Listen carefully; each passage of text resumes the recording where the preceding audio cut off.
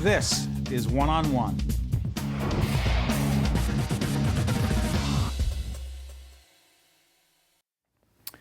We are pleased to be joined by Dr. Sharyn Lewin, who is Director of Gynecologic Oncology at Holy Name Medical Center. Good to see you, Doctor. Thank you. Let's talk about a whole range of issues that you deal with in terms of oncology. But right before we got in the area, I asked you about ovarian cancer, then breast cancer. Put it in perspective. Ovarian cancer, 1 out of every 71 women? Well, thankfully, only about 22,000 women will be diagnosed with ovarian cancer in the United States this year. So it's not a very common cancer, the 5th most common cancer in women. 5th? Correct. The most common is? Well, we look at lung cancer, breast cancer, colon cancer are much more common cancers in women than ovarian cancer. So your specialty is reproductive cancers? I'm a gynecologic oncologist. Okay. Yes. But what does it mean? Break that down in non-clinical terms. So we take care of women who have cancer that arises from the female reproductive tract, as you mentioned. So it's either ovarian cancer, uterine cancer, or cancers of the cervix, vagina, vulva, one of the female genital organs. Do you find that most women and men, mostly women though in this case, uncomfortable talking about it? Less so now than in the past. I think there have been a lot of terrific advances with people like Angelina Jolie, for example, who really brought a lot of female reproductive cancers to light. How did she help? So she has a genetic defect called a BRCA mutation, or BRCA1. You jumped ahead of me, which I love, because you anticipated what I wanted to ask. She has the BRCA1, which means there's something going on in her family that she found out about that tells her what? Correct. The most important thing is for us to be proactive about our health. That's the most important thing for prevention. So we all have these genes, they're called BRCA genes. And so far, BRCA1 and BRCA2 are 2 genes that have been identified. And if those genes are working properly, they're like proofreaders. So they read a sentence, and if there's a typo, they'll correct that typo. Right. So she took a test. Correct. What did they tell her? So she has a defect in one of those proofreader genes, the BRCA1 gene, which puts her at very high risk for developing either breast cancer or ovarian cancer. So then she decides to do what? Well, there are screening mechanisms or prophylactic surgery. You know, in her case, her risk of breast cancer was almost 90%, 87% specifically.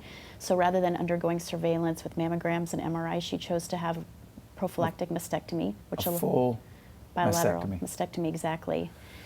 And these women have a very high risk of ovarian cancer, anywhere from 40 to 60% above the general population. So it's really important that women's tubes and ovaries are removed to help reduce their risk of ovarian cancer. Okay, but you know what's so interesting, Doctor?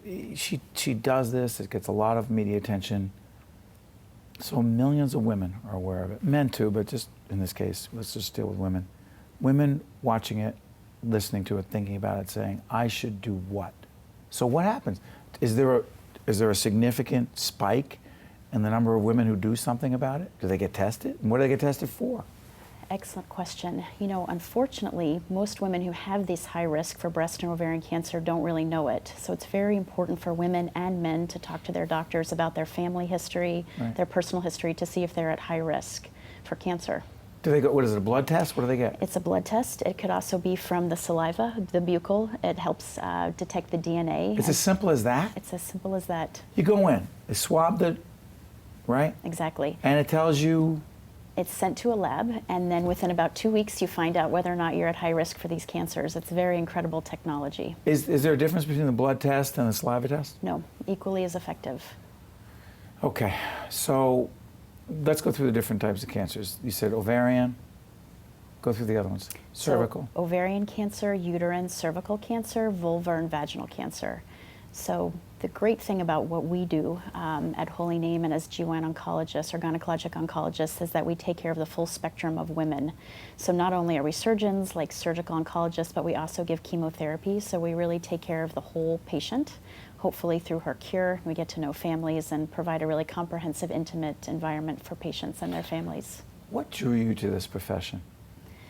Well, my grandmother was a gynecologist, which is kind of funny. She was a real pioneer. Was she one of the only ones? She was one of the only ones. And she practiced in Washington Heights in Manhattan, which is too funny. So up in northern end of Manhattan. Exactly. She had to be one of the only She was a real pioneer. Wow. So ever since I was a small child, I wanted to follow in her footsteps, and that's really what started my career from a very early age. But it's interesting, was it just to become a physician or a particular type of physician? Definitely to be a physician, but also to take care of women. I had always a real interest in women's health, and then during my training internship specifically, I really fell in love with the cancer patients, and that was my path from there. What I'm curious about is, in terms of the treating, you said you treat the entire woman because you're involved not just in surgery but chemo, the radiation as well, right? Exactly. What about the family?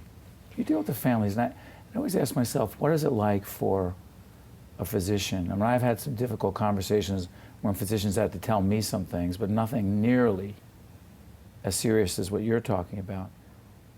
How'd you ever get prepared to do that part, the Patch Adams part, the humanism in medicine part that we were taught by Dr. Arnold Gold, and you know who I'm talking about. Definitely. Pioneer in that field. What about it? That's really the art of medicine, and I think that's something that we learn as we grow up, in our families and with our parents, how to be good communicators, and it's really important to be honest and to listen and to be an excellent communicator. So it's something that is innate, I think, in a lot of very good clinicians, but also something that can be practiced and worked on over time. So I love to teach, and hopefully, people follow by example the best ways to communicate. How much do you love what you do? Oh, I really love it. I'm very passionate about what I do. You're saving lives. You're making a difference every day in people's lives and helping them through very, very difficult times. And I just continue to be amazed by the people we bring in. Dr. Sharyn Lewin, who is the Director of Gynecologic Oncology at Holy Name Medical Center.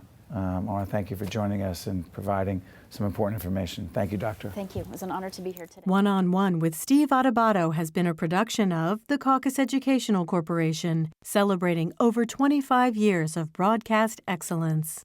Funding for this edition of One-on-One with Steve Adubato has been provided by Felician College, Health Republic, Insurance of New Jersey, Qualcare Inc., Johnson & Johnson, NJM, New Jersey Sharing Network, and by Choose New Jersey. Promotional support provided by The Record, North Jersey's trusted source, and NorthJersey.com. And by NJ Biz, all business, all New Jersey. Transportation provided by Airbrook Limousine, serving the metropolitan New York, New Jersey area.